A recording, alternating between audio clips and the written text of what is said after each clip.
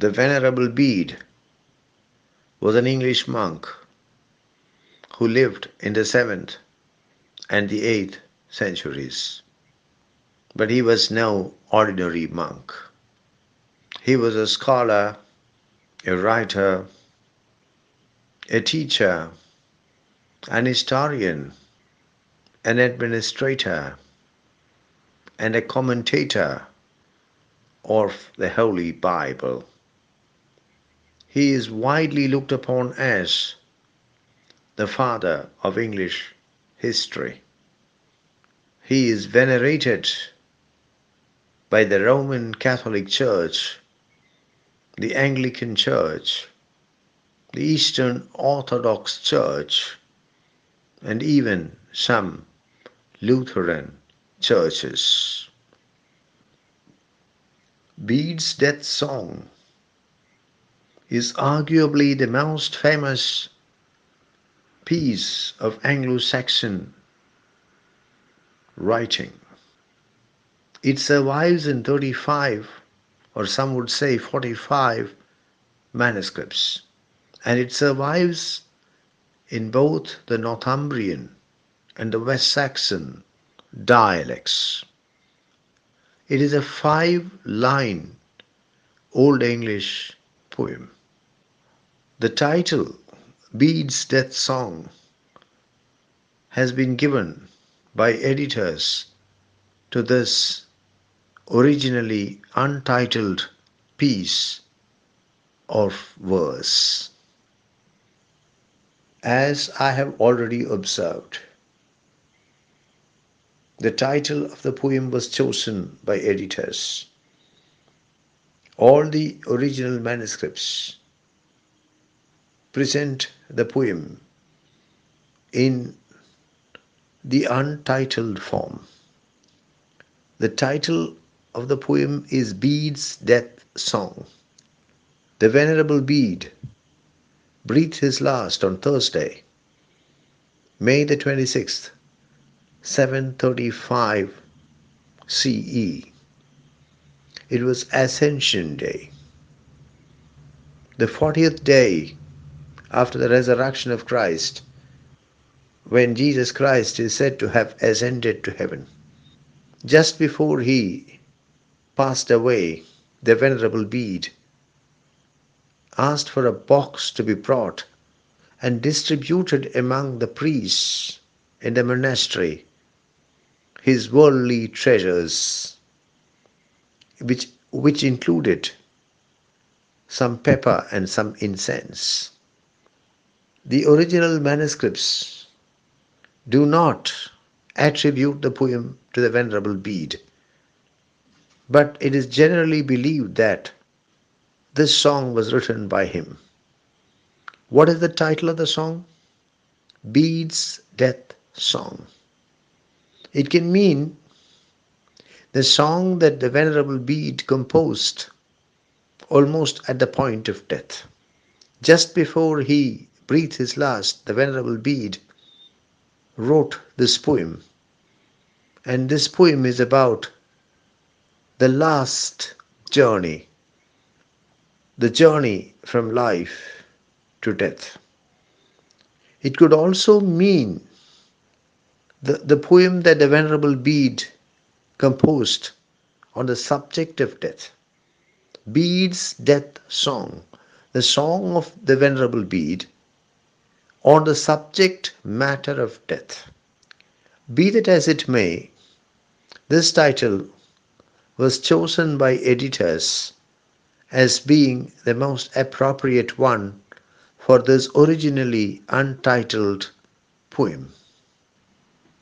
I feel like juxtaposing with the poem under consideration John Donne's extremely famous poem on death. Death, be not proud. Death, be not proud, though some have called thee mighty and dreadful, for thou art not so. The poet says, John Donne says, that death is just one short sleep After that, once we pass that sleep, we wake eternally. One short sleep past, we wake eternally, and death shall be no more. Death, thou shalt die. There is no doubt that the Venerable Bede and John Donne share the same vision of death being not merely the end of life, but as being the doorway to another world. Let us now take a look at the text of the poem. Before the unavoidable journey there. That's how the poem begins. Before the journey. What kind of journey is it? Unavoidable journey. Inevitable journey. A journey which cannot be avoided. Before the unavoidable journey there. We are going to a place. The speaker is very clear about what is going to happen to him and to all of us.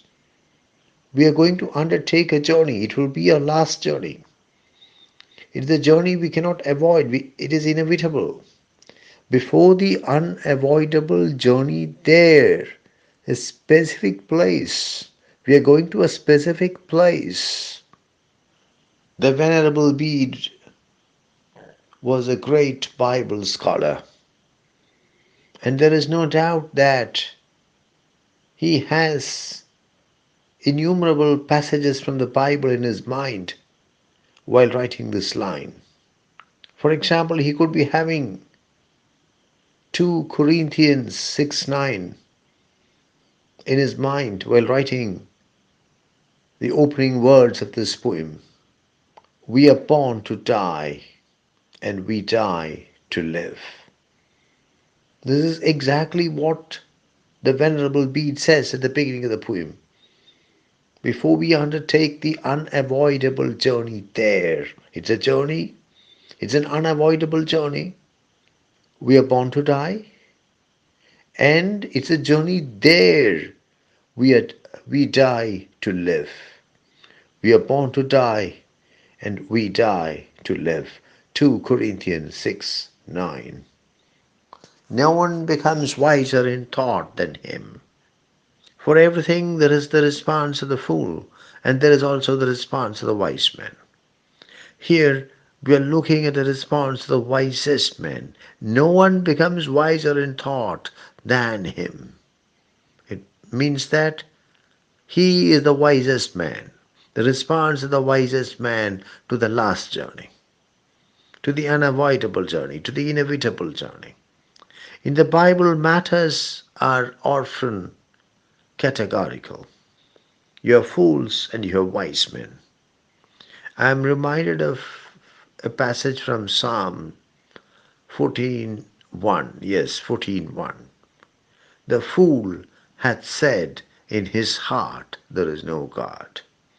The fool hath said in his heart, there is no God. No one becomes wiser in thought than him who by need. What can we say about by need? By need here I think means than he needs to be. No one becomes wiser in thought than he needs to be.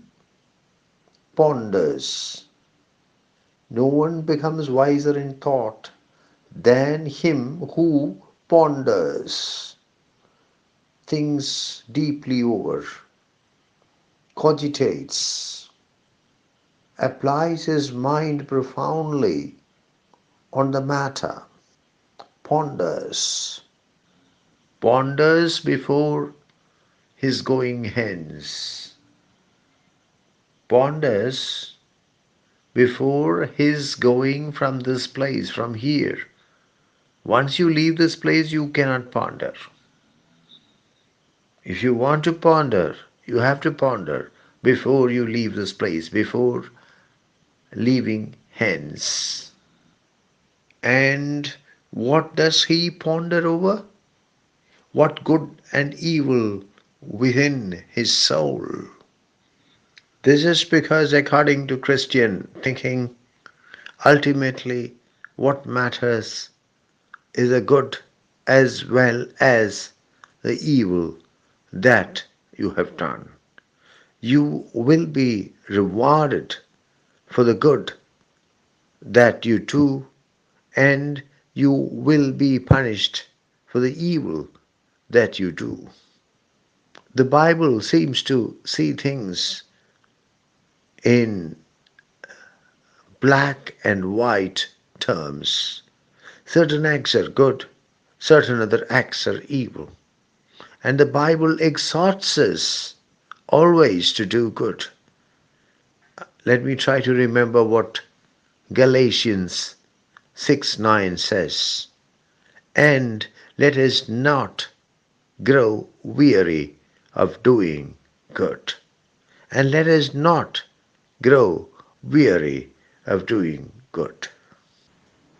I would like to contrast this perspective of the Venerable Bede and of Christianity in general with the perspective that is embedded in a very famous passage in William Shakespeare's Hamlet. There is nothing either good or bad, but thinking makes it so. I repeat, there is nothing either good or bad, but thinking makes it so. Let us return to the text of the poem. What good and evil within his soul. See how seriously, how profoundly the poet views good and evil, the good deeds and the evil deeds. See how, in the poet's view, the good acts and the evil acts are intrinsic to the person. The good that you do, the evil that you do, they don't affect the body or the brain or the mind. They are in the soul. They are in your soul. How intrinsic the actions of a person are to that person. And this good and evil, which is in the soul of the person, which is part of the soul of the person, will be judged. The Christian belief is that every single human being is going to be judged. This could be a reference to what is known as Doomsday, Judgment Day, the day of the end of the world, when the final judgment on our good deeds and our evil deeds will be passed by God. And this happens after death. Once you die, you have no opportunity to correct yourself. The good and the evil that you do, they are in your soul, and after your death, they will be judged. What good and evil within his soul after his day of death will be judged. The good and the evil are part of his soul, because the man dies and he leaves his body behind. The body is buried. Are intrinsic to his soul. After his death, he has no opportunity to correct himself. The good acts and the evil acts remain intact, and they will be judged by God.